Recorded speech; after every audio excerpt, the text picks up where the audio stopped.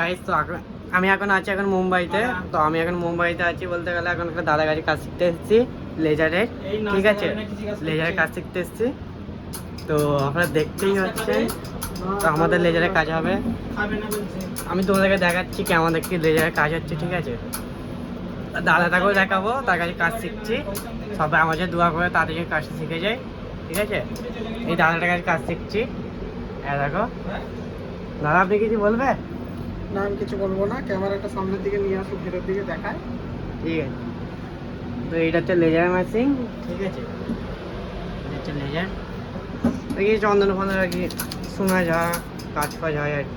এসব খোলাখুলি থাকলে এটা কি লেজার। দেখো আমার লেজার হচ্ছে এই জায়গাটা। আমি ভালো করে দেখাতে পারছি না, নেক্সট ভিডিওতে দেখাবো। ঠিক আছে, তো আমি এখানেই ভিডিওটা বন্ধ করছি।